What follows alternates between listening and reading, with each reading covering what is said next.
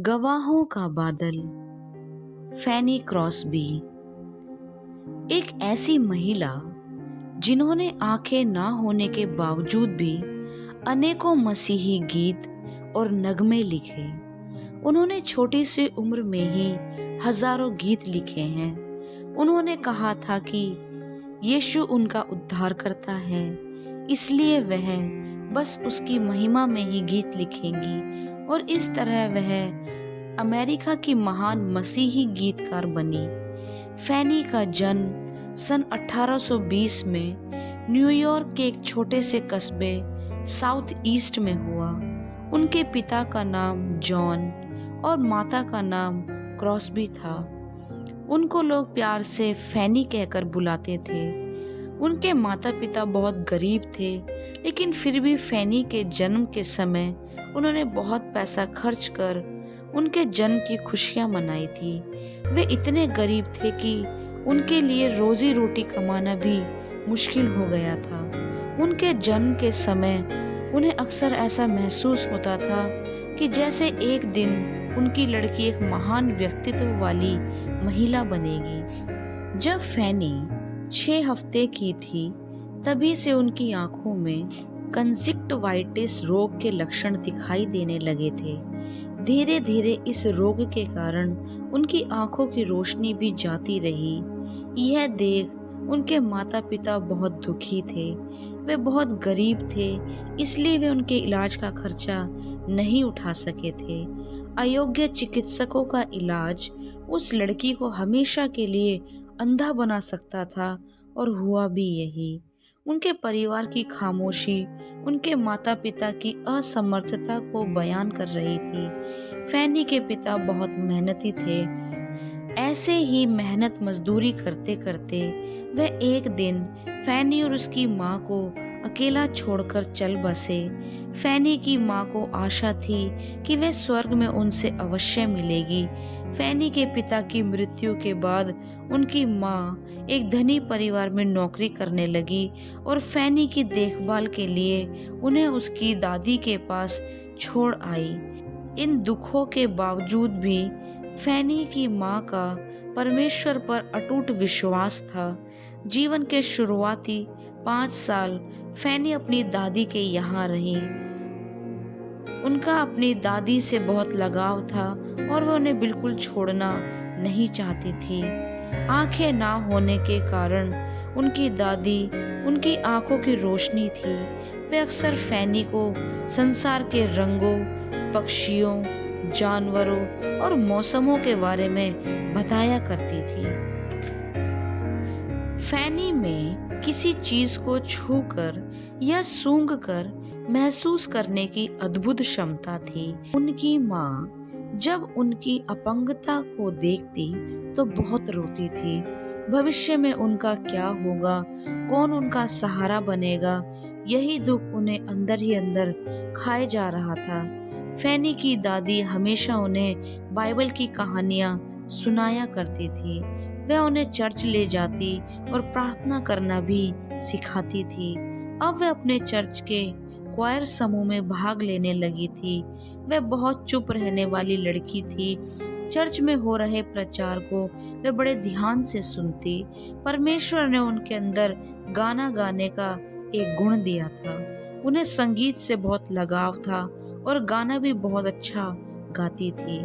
फैनी की माँ ने मेहनत मशक्कत करके थोड़ा बहुत पैसा इकट्ठा किया ताकि वह उनका इलाज करा सके, परंतु डॉक्टरी जांच से पता चला कि उनकी आंखों की रोशनी वापस नहीं आ सकती। उनकी माँ ने उनके लिए जो उज्जवल भविष्य के सपने देखे थे, वे डॉक्टर की बातों से मानो धूल में मिल गए। वह सोचती थी कि इलाज से उनकी आंखें ठीक हो जाएगी, परंतु ऐसा नहीं हुआ।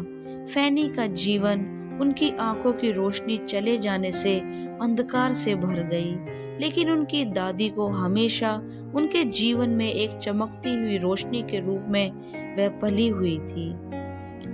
वह उनकी माँ को सांत्वना देती थी और कहती थी कि उनका विश्वास है कि परमेश्वर ने उनके जीवन के लिए एक उज्जवल योजना बनाई है।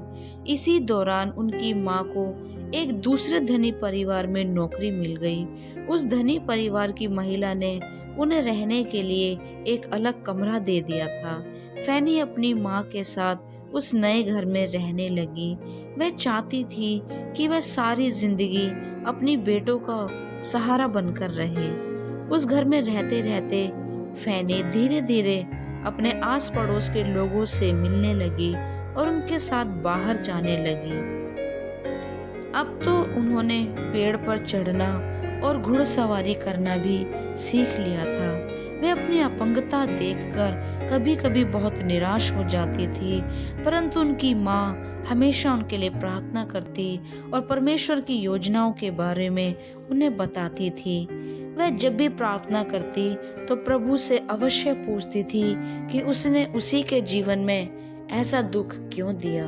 उनके परिवार में किसी को नहीं मालूम था कि उनके अंदर एक गीतकार का हृदय धड़क रहा है। 8 साल की उम्र में उन्होंने अपने जीवन की पहली कविता लिखी। इसके बाद तो मानो उनके हृदय से गीतों की एक बाढ़ उमड़ने लगी। वे बैठे बैठे ऐसी कविताएं लिख देती थी कि लोग सुनकर हैरान रह जाते थे।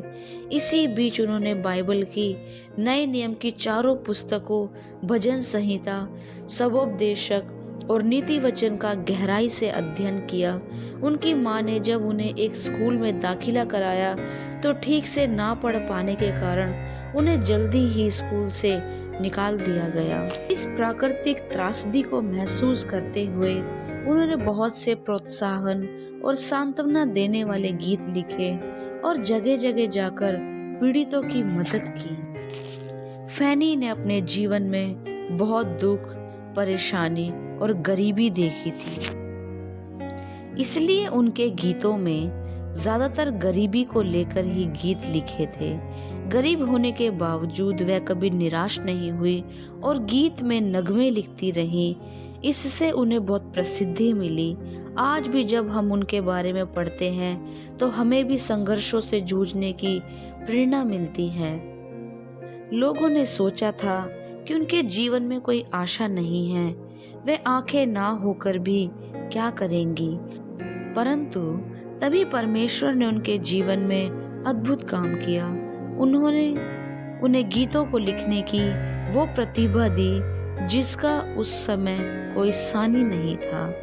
इतनी छोटी सी उम्र में गीतकार, संगीतकार व गायक के रूप में उन्होंने बहुत प्रसिद्धि हासिल की। नेत्रहीन स्कूल में पढ़ने के दौरान उन्होंने 4 गीत की किताबें लिखी थी। उनमें से एक किताब अंधी लड़की बहुत प्रसिद्ध हुई थी। अब तो विभिन्न पत्रिकाएं और समाचार पत्रों में उनकी कविताएं व गीत प्रकाशित होने लगे थे। एक बार उनकी प्रसिद्धि को देख अमेरिका के राष्ट्रपति ने उन्हें व्हाइट हाउस में बुलाया, जहां देश की जानी मानी हस्तियां मौजूद। उनसे मिलकर लोग बहुत खुश थे। जब वे अपनी प्रसिद्धि की चरम सीमा पर थी, तभी अमेरिका में भयंकर बीमारी फैली जिसमें बहुत से लोग मारे गए। इस प्राकृतिक त्रासदी को महसूस करते हुए उन्होंने बहुत से प्रोत्साहन और सांत्वना देने वाले गीत लिखे और जगह जगह जाकर पीड़ितों की मदद की। सन 1850 में उन्होंने प्रभु यीशु को अपना उद्धारकर्ता स्वीकार किया। वह अक्सर कहती थी, मैंने यीशु मसीह के लिए अपनी पूरी जिंदगी न्योछावर कर दी है। ऐसे विचारों ने अंदर ही अंदर उन्हें बहुत प्रोत्साहन दिया और खुद ब खुद परमेश्वर की महिमा में उनके मुंह से कविताएं और गानों के शब्द निकलने लगे। उन्होंने स्तुति महिमा के बहुत से गीत और नगमे भी लिखे जो आज भी बहुत से चर्चों में गाए जाते हैं। जीवन के अंतिम दिनों में भी वे अपने समर्पण के कारण बस मसीही गीत ही लिखना चाहती थी। वे चाहती थी कि प्रभु की महिमा करते करते ही उनका जीवन समाप्त हो जाए। अपनी ज़िंदगी में उन्होंने हजारों मसीही गीत और कविताएं लिखी। उस समय के बहुत से पब्लिकेशन ने उनकी गीतों और कविताओं की किताबें छापी, जो बहुत लोकप्रिय हुई। जब तक उनकी लिखी किताबें छपती रहेंगी, तब तक उनका नाम भी इज्जत से लिया जाता रहेगा।